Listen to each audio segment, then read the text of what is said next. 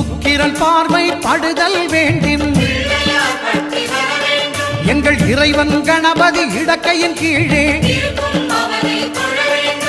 புத்திர பாக்கியம் தருகிற பகவான் சுக்கிரன் அங்கே குடியிருப்பான். அவன் கற்பக கடவுளை கண்டவர் தமக்கு பொன் பொருள் அள்ளி கொடுத்திடுவான்.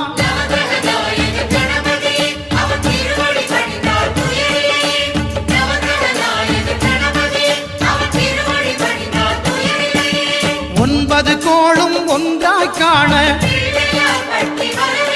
அங்கு கற்பகம் என்னும் கடவுளின் மெய்யில்